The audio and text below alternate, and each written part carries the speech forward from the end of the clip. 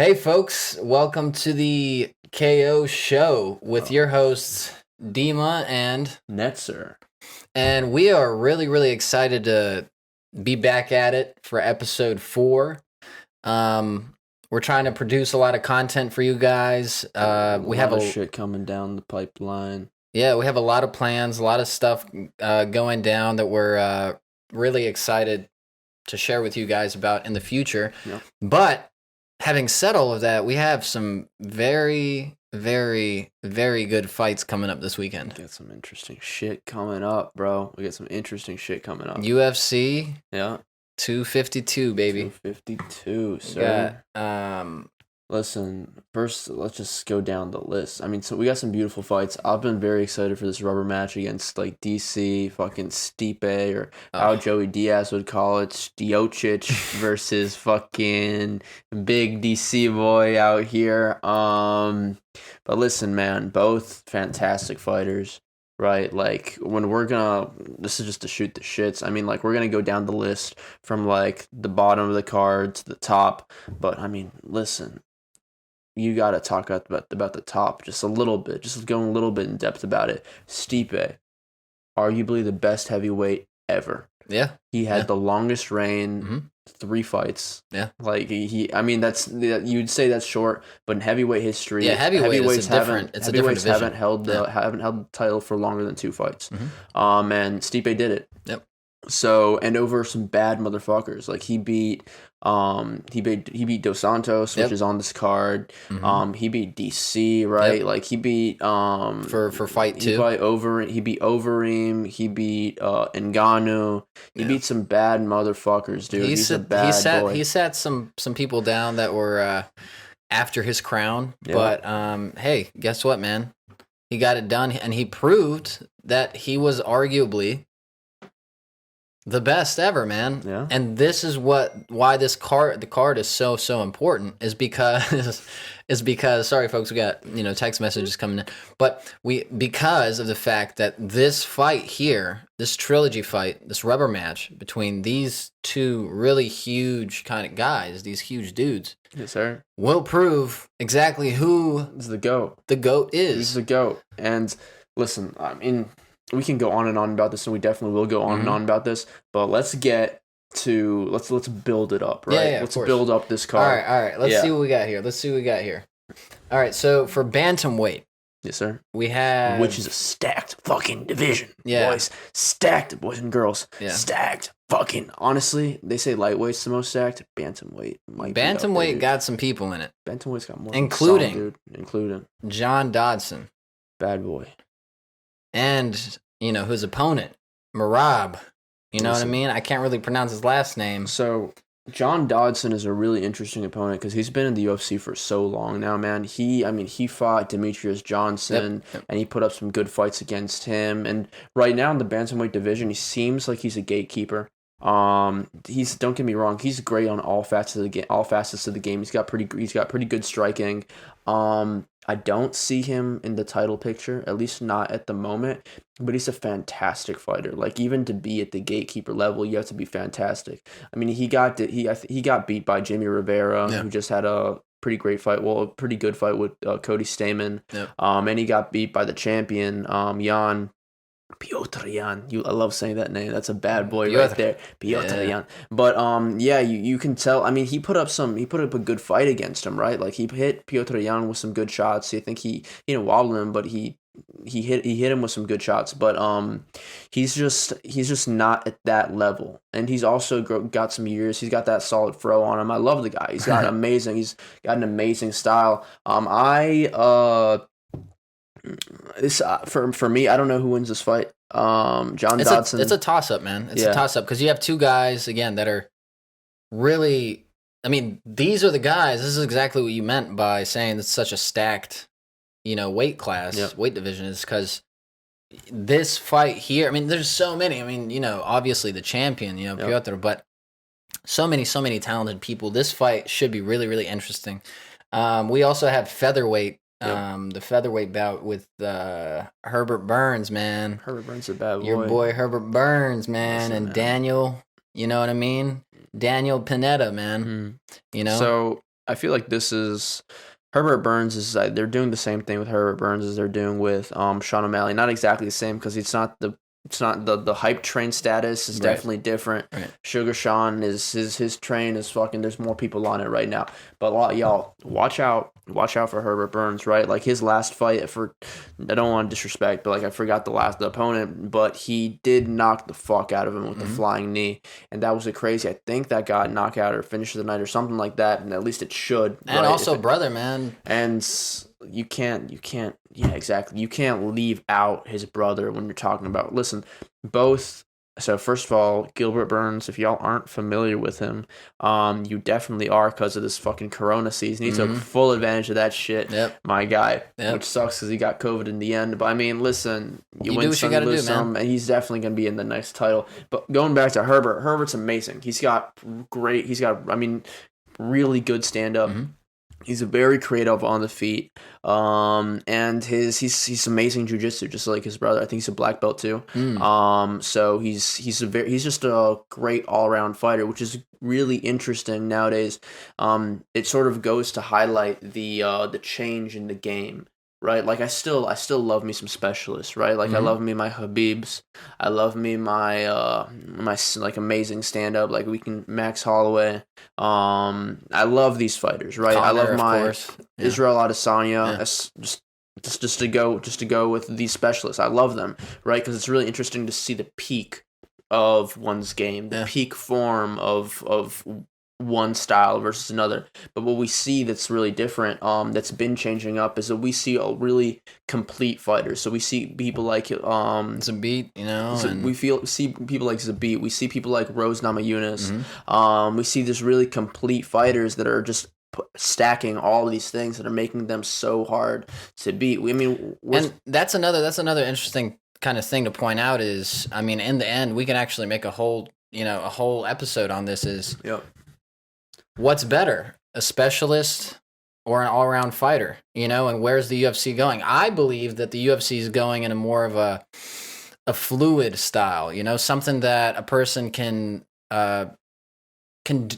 something that a fighter can kind of dabble in all fronts, right? Dabble in all kinds of things and become this. Right, this not a specialist, but this very fluid fighter that's really good in all fronts. I don't even know if it's where the UFC's going. It's just a fighter's preference, and right. So like, over time, right, there used to be, so back when UFC was just a big fucking championship where you got a bunch of styles together, everybody was a specialist because that's all there was. They were pitting people together to see which style was the greatest, right? And you didn't have MMA gyms. You didn't have those. So over time, UFC got developed and all these Pride Championship and all these different promotions got developed. And people started to bring these together, but there were still coaches that specialize in certain things or people that hyped up certain things. But now, what you're seeing is it's just up to the fighter style and what style do they have to have or what type of thing do they have to get used to in order to do well with their career. And I think there's still gonna be specialists, right? Like we've got Calvin Kattar, who is definitely a striking specialist, who he just got his fight announced with Max Holloway September 12th. I'm happy about that. Super excited. Max Holloway specialist too. I mean, I think it depends, right? Like there's Rose Namajunas isn't a specialist. She's got amazing ground game, and then now like recently, well not recently, but kind of like over her championship range, her striking has really been highlighted and it's fantastic, right? So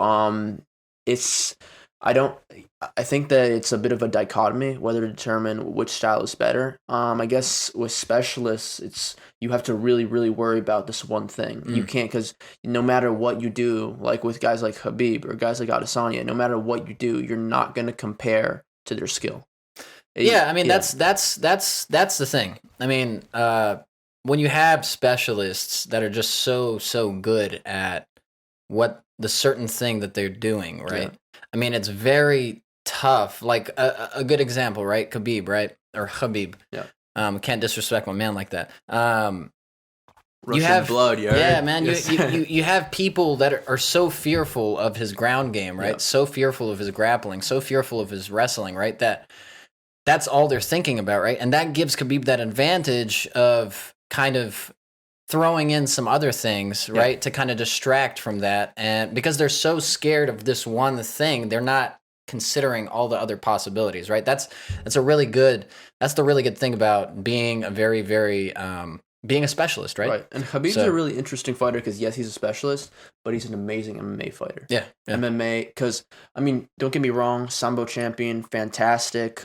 He's hands right, he's an amazing wrestler. Yeah. He's fantastic. But I think that his wrestling style, what he does, really goes amazing in the UFC. Because what he does, I mean, back in the beginning of his career, he didn't do the best job of this, but he mixes it up really well in order to maximize his specialty. Right. And that's what we're seeing with this whole MMA style, where the specialists still learn everything. Like Khabib's got some amazing kicks, great feints, amazing strikes. His eagle punch is just will knock you out of this world. You know what I mean? Knock you out of the ring. Exactly. He might go there with you. I mean, ask Connor. He'll start flying. We got the eagle over here. But that's what we see with specialists, that they still round their style out in order to make sure that they're still complete. They don't have that chink in the armor. They're still solid somewhere. We got Israel Adesanya. If you're fighting stand up with him, you're done. Yeah. It's game over. Yeah. He's so good at picking people apart, man. Yeah. And his takedown defense is phenomenal, right? So that's the chinks. But let's just move on from this. Yeah, right? Let's get into heavyweight here. Speaking of heavyweight, let's get into heavyweight, right? Sure. We have Junior dos Santos. Yes, sir. Facing off, man. Jair Rozenstruik. Yeah, man. And this should be a firecracker. I think.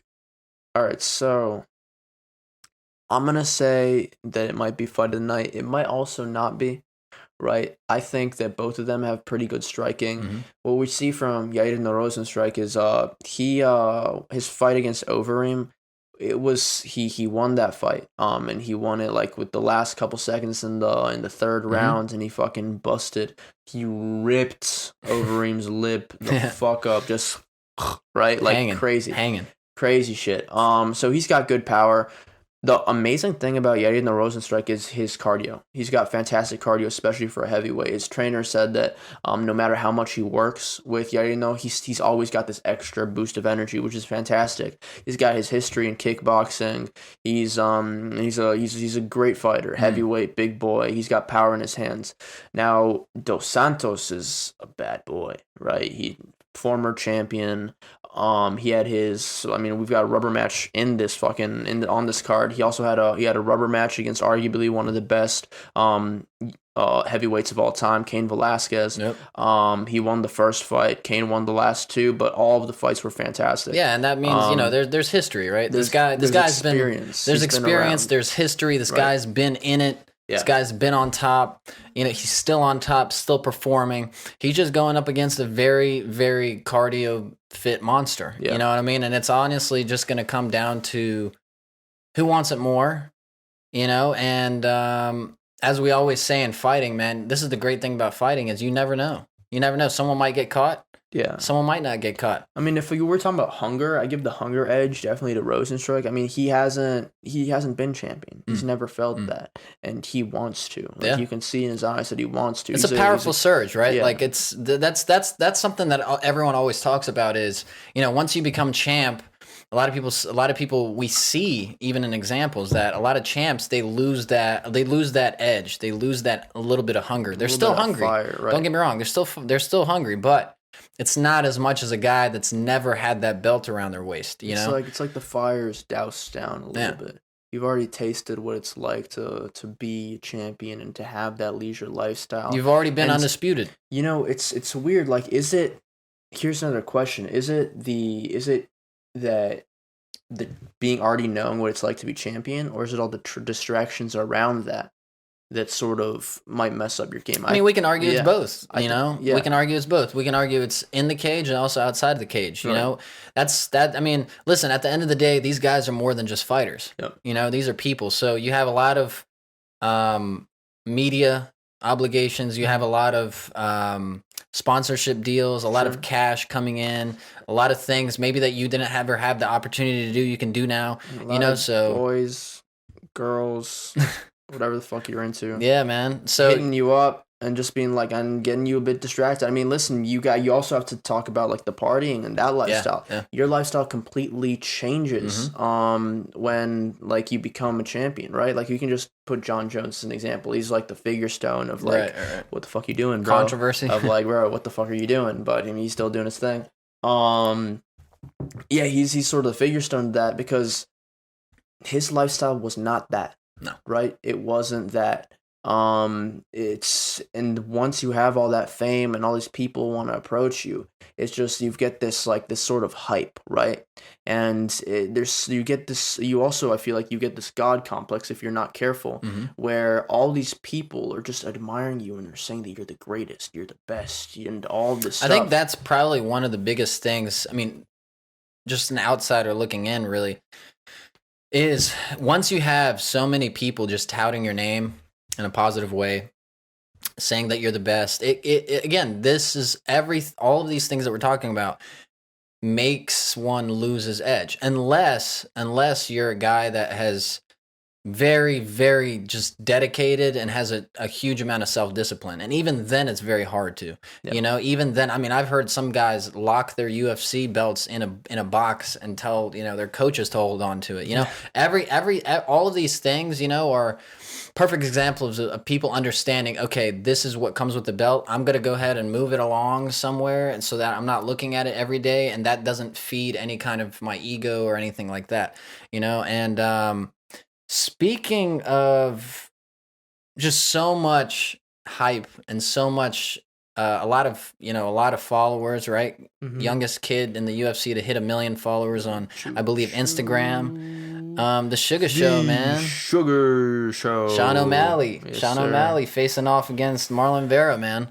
For the bantamweight co-main event. Interesting fight. A very interesting fight. Listen, the Sugar Show, I mean, what's there not to say about him? First, I guess we can talk about weaknesses. He's a purple belt in jiu-jitsu. Ground game, essentially. The ground game would be a weakness, but it's still pretty good. It's good enough to do what he needs to do, either to stay off the ground. He can still do. We haven't seen submissions from him, but to still do what he needs to do, be able to get up and maneuver and do stuff from him. And I was watching a couple interviews from that Sean was doing, and they asked him what his prediction for the fight is, and of course, like every good fighter, knock him out in the first round, right? And I believe him. He has that capability, he has that strength in that hand, right?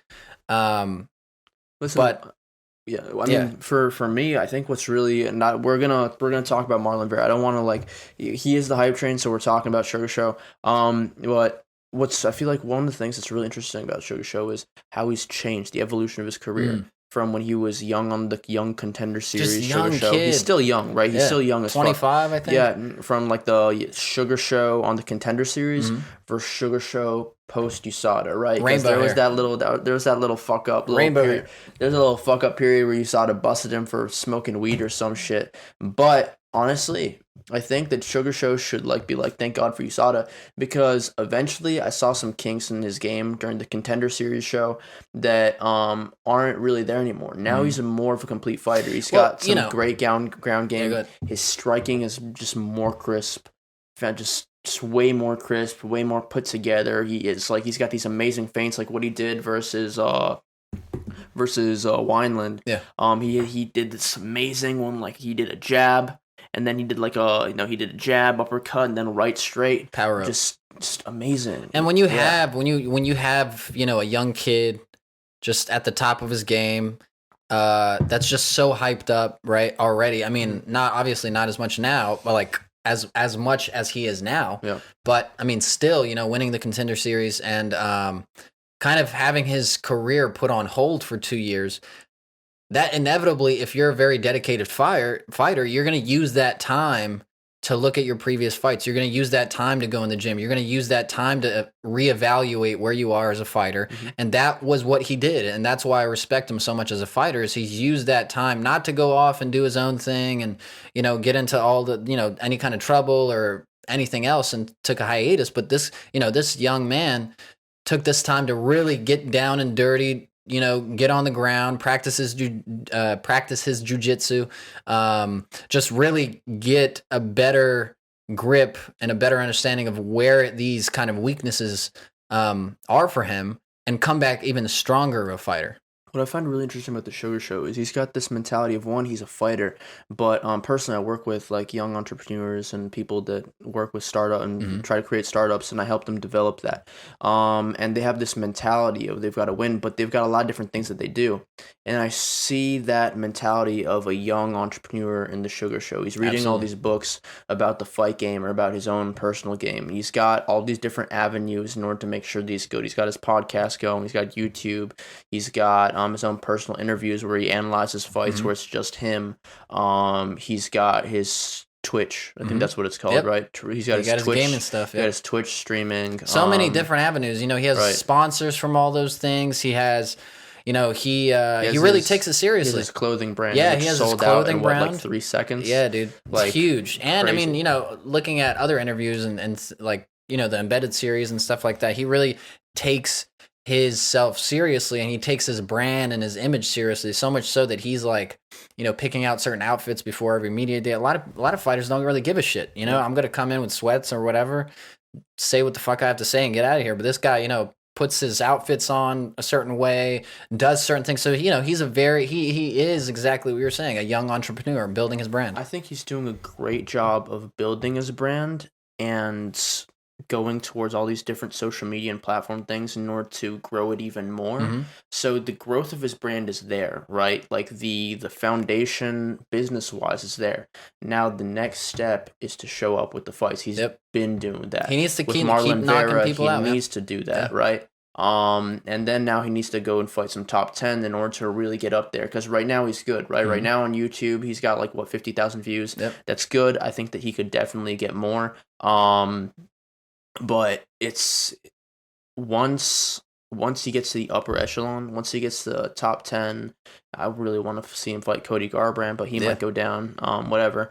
But yeah, once he gets there, that's when he's really going to blow up. And then, right, that's mid-tier, right? And that's crazy to think about. That's insane. That's mid-tier success. So many talented guys. What's next is if he can become champion, which is the goal, right? He says that he wants to become champion, and that's what he's envisioned in his head. If he can become champion, there's going to be I think that he can achieve the Conor McGregor status, especially because how stacked the bantamweight division is right now. It's crazy stacked. It's fucking insane. Like what? It doesn't, dude, honestly, if you're looking at the rankings in the bantamweight division, bullshit. Yeah, it doesn't do it justice. Bullshit. Yeah. Aljamain Sterling could be champ right now. It's bullshit. But if he can get up there and do his thing, then I think that if he can become champion, Conor McGregor status. Yeah, I think so too, man. He has that potential. Now, the moment we have all been waiting for, we got to talk. Before that, we've also got to talk Marlon Vera, right? I'm sorry. Not to disrespect. Listen, Marlon Vera, fantastic fighter. He has bleached hair now, or at least that's what we saw. He got that Slim Shady effect. He got that Super Saiyan going. He got that Slim Shady effect, so this boy's going to stand up during that fight yard. But listen, Marlon Vera's a bad boy, too. He's got pretty good striking. He's got he had that nasty KO with his leg, the leg kick completely. And some of his highlights. In his ground game is fantastic, right? He's got black belt in jiu-jitsu.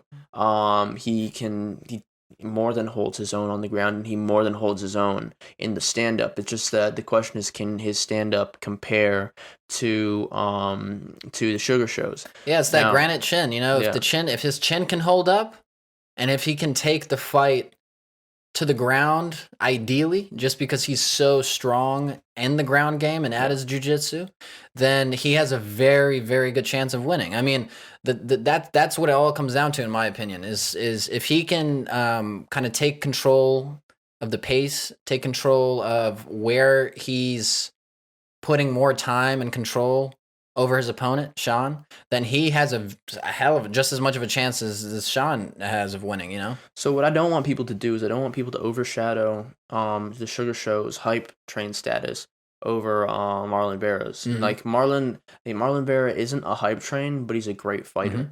He's a fantastic fighter, and he's serious about the game. what they're saying, what his coach has said is that I don't know. He says that he's the most disciplined. He wants it the most. Every fighter should say that. That's what you're supposed to say. Yeah. But what we do know that he definitely does is that he's a fight historian. He knows just about every single fight in the past. He's trying to read every single book. He is doing everything that he can just to learn about the fight game, the in and outs. He's a master of the fight game. Maybe the accent might mix it up a little bit. No disrespect. It's just that sometimes that's a barrier to entry for the U.S. market, right? But he's very smart. You see in his interviews, you see the fire in his eyes, and you see this hunger, and you start to think, right? Like before, I had to do some research about Marlon Vera because if I'm honest, I didn't know as much as I wanted to about him, and I'm glad that I did because he's a fantastic fighter too, man. Absolutely, he's a bad boy. Absolutely, and he's got some amazing fights on his record. And at this stage and at this level, I mean, we really can't overshadow anyone, right? Everyone in the UFC deserves to be talked about. Everyone in the UFC is basically at the top level in the world at mixed martial arts, right? And so, never, that's something that we'll definitely try to do, and that we really try to do on this show is to never ever put one fighter above the other, because everyone has a chance, man. That's what makes this game so great. Everyone has that chance. What I love about the UFC so much, and the way I got into the fight game, just in general, just fights in general, is I still love boxing. It wasn't on during Corona season, and the UFC was, and then I just watched way more UFC, right? The way that I really, really got into fighting was the fight game. I loved that shit. Honestly, Pacquiao versus Mayweather, that's how I got in. Classic. I was like, classic shit fight. Classic, but shit fight. But that's how I got in. I was like, it's just amazing. So I saw some great fights. But the difference between boxing and the UFC is, in the UFC, you can watch the prelims and be just as entertained, or even more, than the main event. Yep. Like just the other night, like I guess a smaller card, you could say Olenek versus Derek Lewis. Derek Lewis, baby. Black Beast got that KO. Bad boy, I gotta take a shit. That's what he said after the interview. Funny motherfucker. But that card wasn't stacked per se. But just about every single fight in the prelims was super entertaining. I was on my feet. Dude, I was fucking like, whoa, right? Like I was Joe Roganing. I was fucking like, when he says, oh, fucking knockout. I was like DC when he said, oh, gross. Like I was out here, bro. And I was having a good time.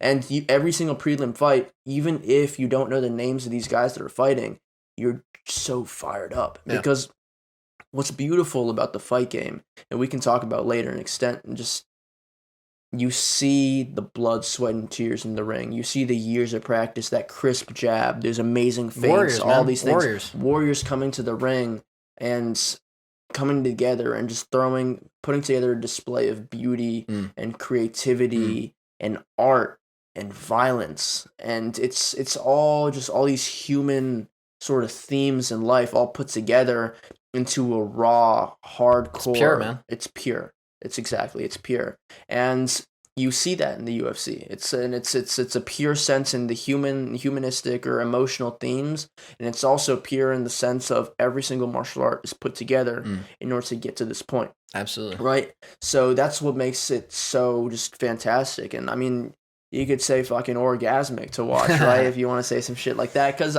if you're a big fan and you've experienced this stuff, then it is, right? Well, dude, speaking of orgasmic, because I've been trying to get off for the last 5 minutes on the fucking main card event. I set you up perfect for this one, didn't I, bro? I set you up perfect. Daniel motherfucking Cormier versus DC Stiocic. Shout out Joey Diaz. Hey man, Stipe, man. Let's not disrespect the man, bro. Don't want to disrespect But man, this fight right here, my brother, is like we said a little bit earlier on. Is again. This comes down to who the GOAT is in the heavyweight division. Yeah. Who is the GOAT? Yeah. And Daniel has definitely not been shy about saying, listen, I came in here and I'm coming in here and I'm really I'm not coming in here ignorant. I'm coming in here reviewing the first 2 fights, knowing my weaknesses, knowing that in maybe fight 2 I got a little too arrogant, I got a little too confident, and he just caught me. And bring your wrestling shoes, because I'm gonna take it to the ground, you know, and I'm gonna really make this very, very difficult for you. And Stipe, man, he's trying to build on the second fight. He's trying to knock Daniel out. He's trying to give him just as hard of a fight. He's trying to remain that champ, right? He's trying to retain the belt, man. And that's something that you got to do every time you have the belt, is come back in there and protect what you earned, what you really, really put, like you said before, all your blood, sweat, and tears into. Purity. I think that what's really interesting about this rubber match is, I mean, every rubber match is, I love them. They're really interesting. But what I find really marketable and interesting about this rubber match is that, of course, that 1-1 record, right? DC won the first fight, Stipe won the second. Best out of 3, right? But what I find really interesting is the way that they won the fight and the way the fights went, right? The first fight, DC won 100. He got that amazing KO in the clinch. But Stipe was doing really good in the first round. He was doing really, really good. He was putting some shots together, and he was piecing them up, and he was winning the round. I mean, I wouldn't say that he's piecing him up, but he was doing good. He was doing good enough to win the round. And he had that good forward pressure, and he had some good forward work. He was doing his thing. I think that he definitely did underestimate his DC's power. Not to take anything away from DC, like, dude, apparently he was knocking out dudes in the gym, fucking left and right, bro, just crazy. I don't doubt it. He put on. I mean, I bet he did. I would bet money that he did. And he's got crazy power. I think that he's the best that I've seen him at heavyweight. But round 2, right? Round 2, we saw the reverse of that, right? We saw DC really, really coming in strong, controlling all the rounds, and then he got caught. He got too confident. He got too cocky. So, but when we see like DC at his best, he's mixing up. I mean, he does have fantastic striking. I think that his striking style is very much more of a Derek Lewis, or not Derek Lewis. In the clinch fighting style. If you like boxing, he's got this fighting style. This guy George Foreman. George. I mean, a lot of people know George Foreman either from his like fucking Foreman Grill or the Rumble in the Jungle. He's a bad boy. But back in George Foreman's younger years, he had this really interesting guard. Right, he wouldn't be like a regular guard where it's like hands up to your face. Instead, he used his long and strong frame. So, like, let's say that you've got your hands out, you're trying to throw a jab, right? You're throwing a jab. Instead, he would catch your punches, and he would be like kind of like a wrestler. He would move you, right? So you have your jab, and then he would sort of move you where you want to, and he could because he was a big motherfucker. That played against him in a couple fights. But he could do that, right? And he beat motherfuckers up with that shit. And DC has a really similar style. Like in a stand up, he has a very similar style. I mean, just look at his fight with Gustafsson, right? Did you see Gustafsson's nose after the fight? Like a lot of punches, a lot of hits that he was making was using that clinch, right? Was holding his head, right? Yeah. Was holding his head and was just Well, what he does, up. So in order to land like the power shot, he uses the clinch, right? But in order to defend punches, what I was saying before is he has that George Foreman-esque style where he has hands out. He fights the hands. He does this really interesting hand play thing where he he also baits people with his hands. So I feel like it comes from the wrestling background. Olympic wrestler. But then he mixes that into his striking, and it really does wonders for him. You don't really know where his hands are. You don't know what he's going for. You can mix it up. And that just to talk about his striking fighting style, which is excellent. Then he gets you in a clinch, and he does a bunch of dirty boxing techniques. He loves to like throw his like left or throw a feint and then throw his left over your fucking neck and then go for the shots. And so just to go there, he's got great striking. He's got this amazing striking that works for him. I mean, shorter arms, right? You can say, he's got shorter arms, so he's using this clinch in order to pull people in. And he's really covering his bases fantastically. This is why DC's definitely a GOAT. He's amazing. And then that's just his striking. Now we go into his wrestling, Olympic level. Just fantastic, bad motherfucker. Amazing, right? Amazing. Like, and see if he wants to take you down. He's going to take you down. Yeah. Right? Like, it's very hard to get a Daniel Cormier off you. John Jones might have been one of the only people that I saw that really, like, stuffed his takedowns consistently.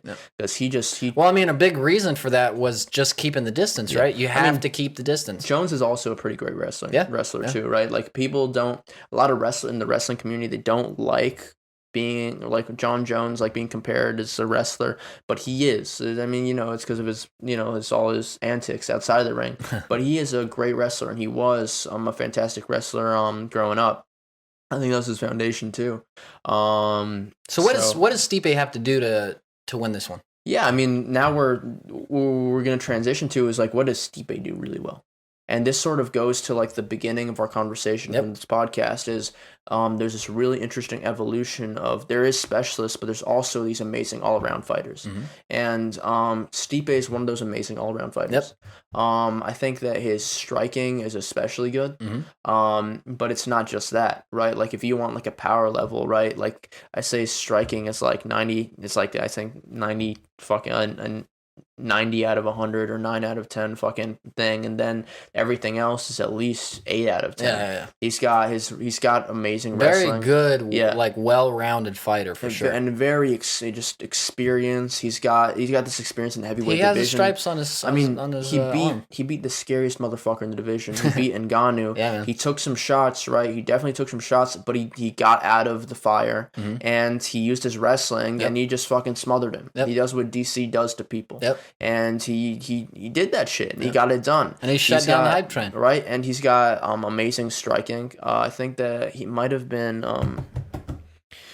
I mean, he's knocked people out fucking moving backwards. And which is really tough. Like it's really hard for somebody to generate power moving backwards. Right. You have to have like I mean, it's just physics, right? The way you want to throw a punch is you want to use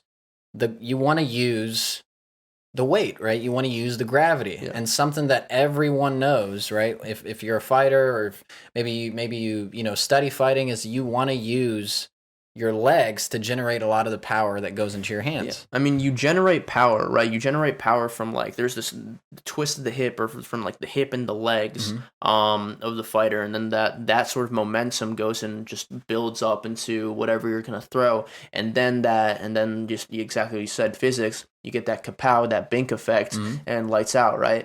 Head on the canvas. Yes, sir. And for sure, like that's how you generate power. But then when moving backwards, you don't really have that hip rotation. You don't have that. You have what you have to do in order to do that. You really just have to plant your feet and do it. The great thing about like moving back counters is or knocking somebody out when you're moving back. That's not yes, that there is power there, right? Anderson Silva did it. There's definitely power that, but that's less of a power knockout. That's more of a technique knockout. Yeah. If you see people you want to have a precise throw. If you see somebody knock somebody out moving backwards, there's definitely power that's involved. But what it really is, when you see that stuff, you see a fantastic striker. That's what it tells me if somebody can get a KO or hurt somebody moving backwards. Because what it is it's not a power shot, it's a counter. Because you are using that physics, right? Like with Anderson Silva, when he had his knockout, it was the fighter, every time you see this, the opponent's always moving forward. So it's a precise shot to the chin or wherever in order to get that bink effect and lights out. So that's what you really see from these sort of strikes, and it sort of shows the caliber. It shows the caliber of striker that Stipe is. He can mix up his shots. He can do what he needs to do on the feet in order to get the job done. I think what Stipe really needs to do in order to get the job done is he needs to mix it up. They said that he was going to threaten some takedowns. I think it'd be really interesting if Stipe tried to take down DC or took down DC. It would just put some more things in DC's head to think about. Stipe wins through striking. I think that in the second fight, Stipe DC definitely was winning, right? But what I saw was Stipe looked flat-footed. He wasn't moving his feet, and that's what his coaches were telling him to do.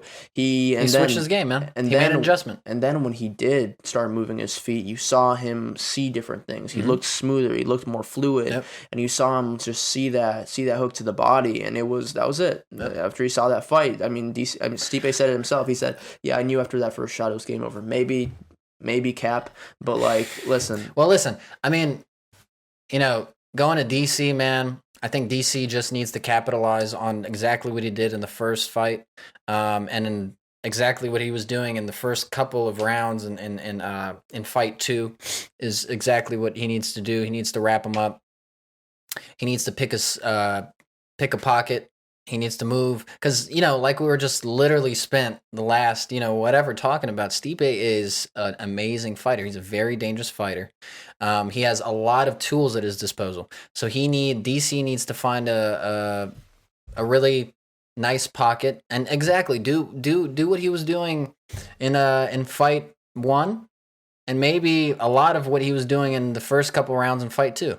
So yeah, I disagree with you a little bit. Okay. I say that whenever DC has really utilized his wrestling, almost except for John Jones fight, whenever he's really used his wrestling, he's won the fight. Yeah. So you saw that versus Michael Johnson. He just fucking Khabib'd him. He ragdolled him, and that's how he won the fight. So DC has a different type of wrestling that Stipe won't compare to. Don't get me wrong, Stipe is a fantastic wrestler, but DC's an Olympic level wrestler. There's levels to the shit. And if DC does have a more Khabib-esque style of mixing it up, you have your striking, you have this, but you go like we're grappling heavy and you get that ground and pound. If you can get a ground and pound finish, that'd be amazing.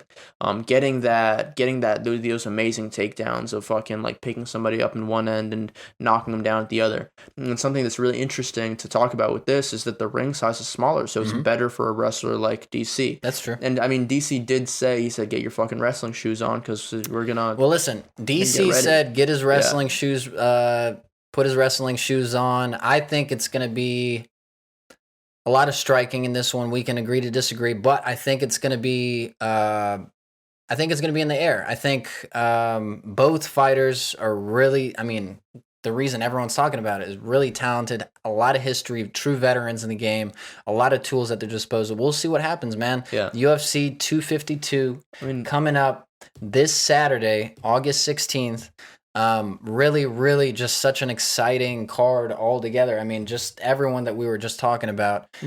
Sugar Sean O'Malley, we got, Dos Santos on the card. We got Burns on the card and so many more. Marlon Vera, so many talented people. And I'm really excited to see it. Yeah, man. I mean, just to say a couple more things. I know it's running a little bit. About the DC fight. So, yeah, I agree with you. I think that it being a stand-up fight would be really, really interesting. The way that I see it being a stand-up fight, though, would be if DC's ego gets the best of him. That's what happened the second fight. He thought that he could really stand up and do his thing. What it was really interesting is that DC he said that he wants to go out like GSP. He wants to go out with the title and as a top fighter. I think that because he wants to do that, he's going to play it more safe during this fight. So and by him playing it safe, he does what he's going to do best through the wrestling. But either way, no matter what, it's going to be an entertaining fight. Both have great wrestling, both have amazing striking, and both are just fantastic champions. So no matter what, this card is going to be fantastic. Card's going to be fantastic. We'll see what happens, man. We'll see what happens. I think Stipe knows that DC is an amazing wrestler, and I think that he's going to do everything in his power to keep it up on the feet. So we'll see what and who overpowers who. I mean, that's what we're going, right? We're talking with one another. We're kind of, talking about where it will go. If it's on the ground, it's DC's game. If it's standing up, it's Stipe's game. We'll see who gets out on top, man. No matter what, it's going to be good. I'm giving it to DC. That's my prediction. Giving it to DC. I think he's really going to use that wrestling. and play it safe and get that GOAT status. Beyond that, I mean, no matter what, he's going to be on the table as the GOAT. 2-time world champ, I mean, double champ, just. Hey, and you're getting DC for me too, man. I think Right. DC's going to take this one. I think it's amazing that this will be his last fight, and if he gets a belt out of it, I mean that puts him in the table. That's something he was talking about. He wants to be considered a GSP. He wants to be considered all the all-time greats, you know. So it'll be a hell of a fight, and we are super super excited to bring you guys this content. Once again, this is the KO show. We'll be uploading content every Thursday, so be sure to tune in. And we have a lot of good content for you guys, and be ready. UFC 252 this Saturday, August 16th. And thank you guys so much for tuning in. Yes, sir. Lights out. Thank you.